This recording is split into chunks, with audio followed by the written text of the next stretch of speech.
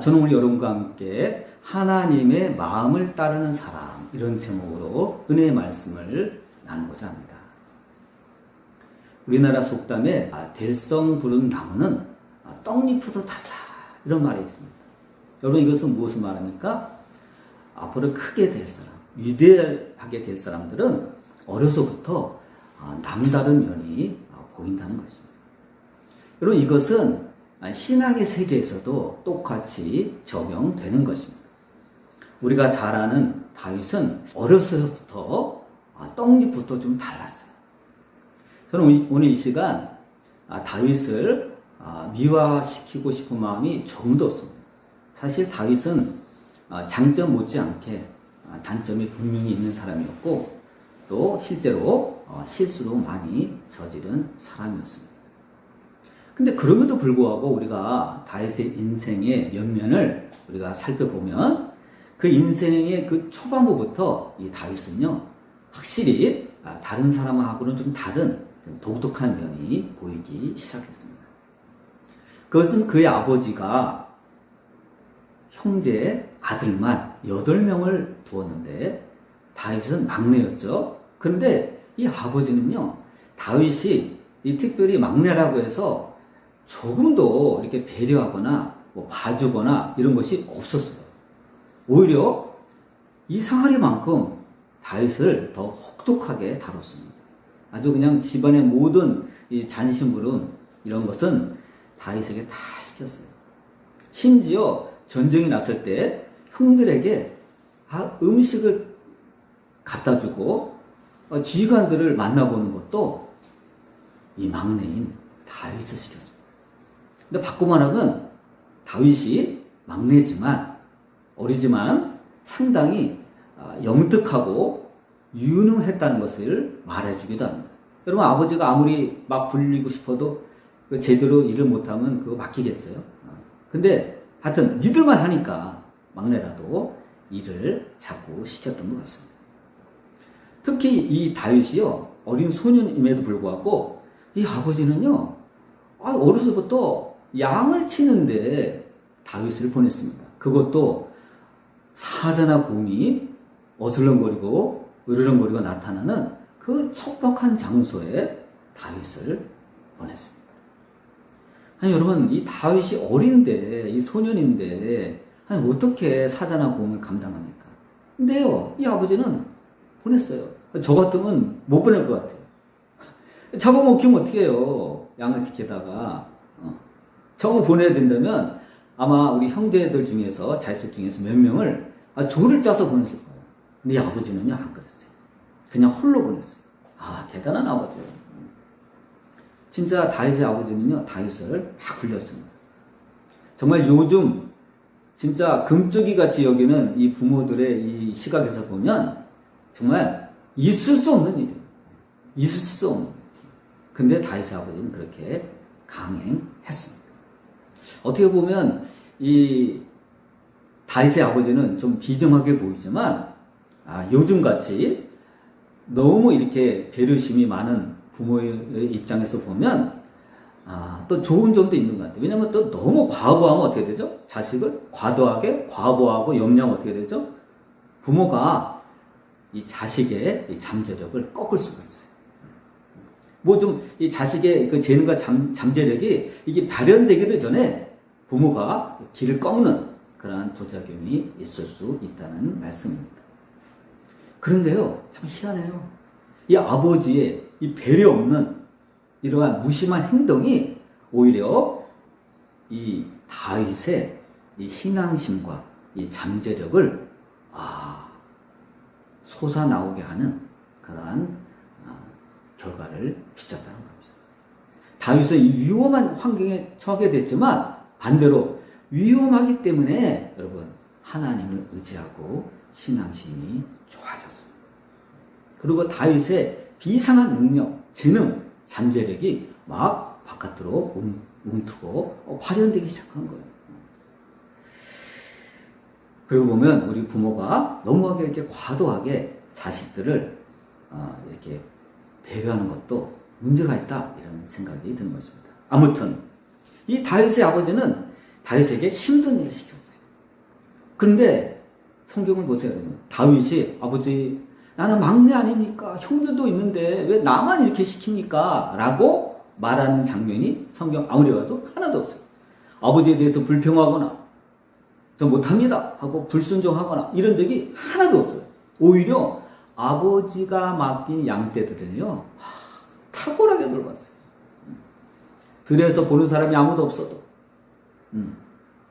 아주 성실하게 했습니다. 대충 한 적이 없어요. 그리고 사자나 곰이 다가오면 도망가지 않고, 절대로 양을 버리고 도망가지 않고 맞서 싸우고 양떼를 지켜냈습니다. 대단한 사람입니다.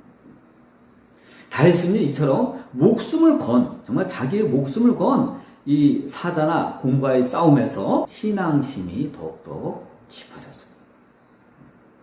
여러분, 우리도 어려운 일을 만날 때 불평하지 말고, 이것이 하나님께서 나에게 신앙심을 더욱더 깊게, 신앙의 깊이를 줄 수 있는, 나의 신앙을 발현할 수 있는 기회를 주시는구나 하고 오히려 감사함으로 맞서 이겨야 됨을 믿습니다. 정말 우리는 불평불만하지 말고 우리 신앙심이 깊어지는 계기로 삼아야 된다는 것입니다. 그는 후일 골리앗과의 싸움을 앞두고 사울 앞에 섰을 때 사울 앞에서 고백을 합니다. 여호와께서 나를 사자의 발톱과 곰의 발톱에서 건져내셨은즉 나를 이 블레셋 사람의 손에서도 건져내실 것입니다. 여러분, 이것이 다윗의 신앙이었습니다. 다윗은 엄청난 믿음의 소유자가 되었습니다. 바로 이와 같은 태도가 하나님의 눈에 띈 것이라고 믿습니다. 여러분, 다윗은 들판에서 양을 칠 때 아무도 지켜보는 사람이 없었지만 하나님은 다윗이 양떼를 지켜내는 것을 보고 계셨습니다. 이것은 사무엘이 다윗의 집에 방문했을 때 분명히 드러납니다. 하나님이 사무엘에게 여러분 뭐라고 하셨죠? 다음과 같이 말씀을 합니다. 내가 보는 것은 사람과 같지 아니하다. 사람은 외모를 보거니와 나 여호와는 중심을 보느니라. 하나님이 다윗의 중심을 보셨던 것입니다. 하나님은요, 그 집안에서 잘생기고 늠름하고 건장한 그런 다윗의 형들은 제쳐두고 아무도 주목하지 않는 들판에서 양을 치던 다윗을 선택하셨습니다. 다윗은 하나님의 마음에 맞는 사람이었어요. 우리는 하나님 앞에서는 어떠한 외모보다도 마음의 중심이 더 중요하다는 것을 우리는 알아야만 합니다. 하나님의 시각으로 볼 때 다윗이 돌보던 양떼들은 뭐였죠? 이스라엘의 백성이었어요.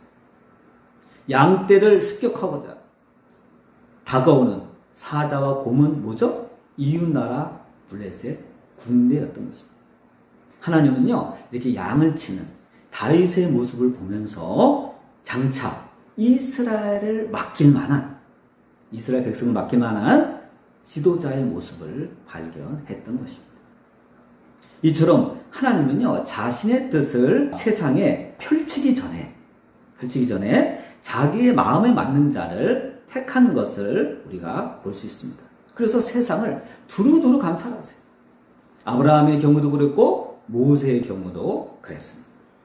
여러분, 우리가 성경을 보면 성경 곳곳에서 하나님께서 이 다윗을 찾아내는 것을 볼 수 있습니다. 시편 89편 20절에 다음과 같이 기록되어 있습니다. 내가 내 종 다윗을 찾아냈대요. 나의 거룩한 기름을 그에게 부었도다. 이렇게 기록되어 있습니다.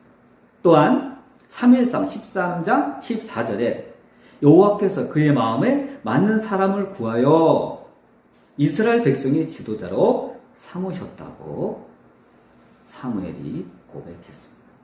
여러분, 우리는 사람의 마음에 맞기 전에 하나님의 마음에 맞는 사람이 되어야 함을 믿습니다. 또한 사도행전 13장, 우리가 아까 같이 읽은 부분이죠. 사도행전 13장 22절에 보면 내가 이새의 아들 다윗을 만나니 내 마음에 맞는 사람이라. 내 뜻을 다 이루리라 이렇게 말씀하셨습니다. 우리는 여기에서 내 마음에 맞는 사람이라는 표현을요 좀 오해하면 안 돼요.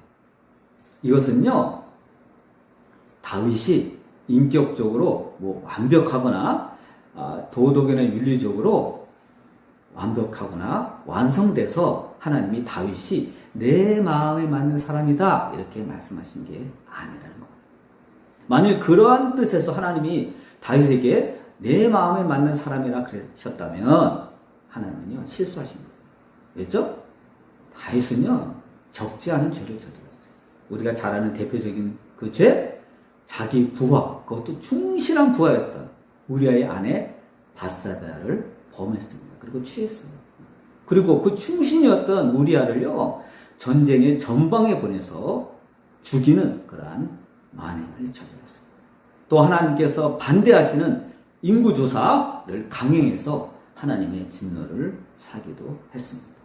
또 가정을 제대로 다스리지 못해서 자식들 간에 죽이는 그러한 분쟁이 일어나곤 했습니다. 그러므로 내 마음에 맞는 사람이라고 해서 다윗이 결코 윤리적으로, 도덕적으로, 인격적으로 완성된 사람은 아니라는 겁니다. 그러니까 우리가 생각하는 내 마음에 맞는 사람은요, 뜻이 조금 다릅니다. 그러므로 내 마음에 맞는 사람이라는 번역은요, 좀 오해를 부리기 쉬워요. 그래서 우리가 원문에, 성경의 원문에 보다 충실한 의미를 살펴봐야 됩니다. 원문, 성경 원문에 더 충실한 번역으로 우리가 살피면요, 내 마음에 맞는 사람이라는 그 표현은요, 사실은 내 마음을 따르는 사람이라는 표현이 더 원문에 가깝습니다. 내 마음을 따르는 사람. 그래서 제가 오늘 설교 본문을 내 마음을 따르는 사람이다 이렇게 정한 것입니다. 즉 다윗은 다른 어떠한 사람과는 달리 하나님의 마음을 따르는 사람이라는 것입니다. 그가 심지어 죄를 지었을 때라도 그는 잠깐은 실수할 수 있어요. 잠깐은 죄 질 수 있어요. 그러나 그 지경에 처해서도 다윗은요 부단히 하나님의 마음을 따르고자 노력한 사람이라는 것입니다. 부족함에도 불구하고 연약함에도 불구하고 다윗은 하나님의 마음을 따르는 사람이라는 것. 여러분 그래서 이것 때문에 다윗이 하나님의 선택을 받은 것입니다. 여러분 우리는 살다가 실수할 수 있죠. 죄를 지을 수 있죠. 그럼 죄책감이 몰려오잖아요. 그럼 의기소침해가지고 축 처져 있을 때가 있어요. 물론 다윗도 그랬어요. 그러나 다윗은 분연히 일어났습니다. 그리고 회개하고 하나님께 선택받은 것입니다. 다윗은요 어떠한 상황에서도 믿음의 끈을 놓지 않았습니다. 심지어 죄를 지었을 때라도 믿음의 끈을 놓치지 않았습니다. 여러분 우리는 지금 하나님의 마음, 하나님의 뜻을 따르고 있나요? 여러분 생각해 볼 일입니다. 정말 다윗처럼 우리는 지금 하나님의 마음, 내 마음이 아니라 하나님의 마음을 따르고 있나요? 깊이 생각해 봐야 하는 것입니다. 다윗은 하나님의 마음을 따르는 사람이었기에 하나님의 군대를 비방하는 골리앗을 보고 두려움 없이 물맷돌을 던질 수 있었고, 하나님의 마음을 따르는 사람이었기에 죄를 지었을 때 하나님 앞에 회개하고 용서를 구하고 돌아올 수 있었던 것입니다. 여러분 오늘날에도 마찬가지예요.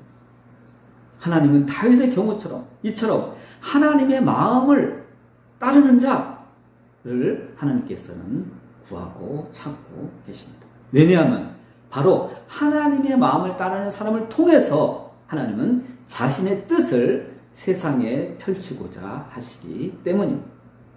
하나님은 다윗이 하나님의 마음을 따르는 사람이었지만 부족하였기에 선택받은 이후라도 영적으로 훈련시키고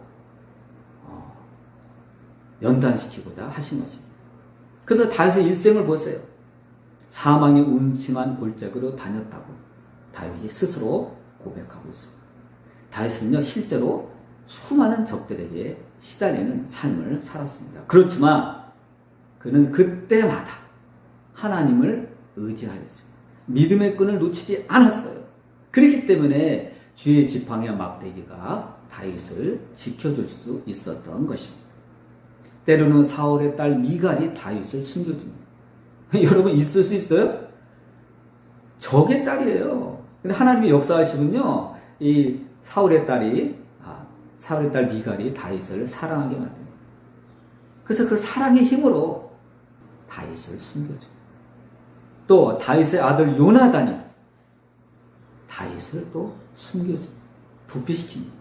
그래서 사울한테 엄청나게 혼을 당했죠. 욕을 먹고. 또 나중에는요, 블레셋 군대, 수장들, 적들까지도 다윗을요, 사울의 손에서 보호해줍니다. 여러분 있을 수가 있어요? 적인데? 조금 전까지도 싸웠어요. 근데 하나님이 역사하시는 바람에 적들도 나서서 다윗을 보호해줍니다. 아니 여러분, 다윗이 자신의 힘만 의지했더라면 골리앗처럼 망했을 것입니다. 여러분, 다윗의 인생을 보면 사자나 곰 가운데 이렇게 시달리는 모습을 볼 수 있습니다.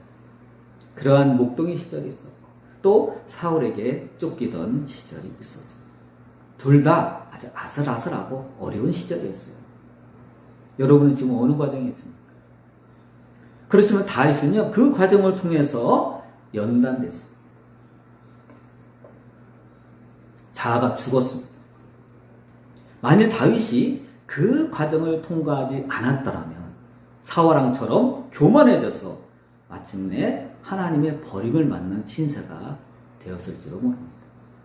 그러므로 그 과정은 다윗이 반드시 겪어야 될 과정이었습니다. 여러분, 우리 인생도 마찬가지입니다. 우리도 다윗처럼 하나님의 마음을 따르는 사람이 되었다고 해서, 그렇게 살기로 작정했다고 해서 영적 성장이 끝난 것이 아닙니다. 오히려 그때가 영적 성장의 문에 들어가는 입구에 서 있는 것입니다. 그래서 하나님은요, 우리를 부단하게 연단을 통해서 우리를 영적으로 성장시킵니다. 그때 여러분, 이러한 음침한 골짜기에 들어섰다고 해서 낙심하거나 용기를 잃는 일이 있어서는 안 될 것입니다.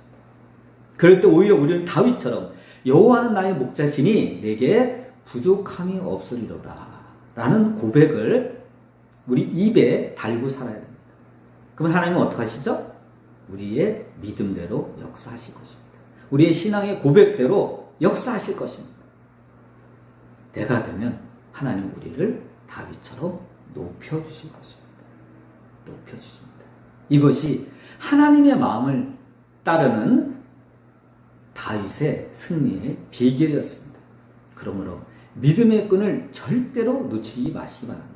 오직 믿음으로 오늘도 승리하는 저와 여러분 되시기를 주님의 이름으로 축원드립니다. 기도하시겠습니다.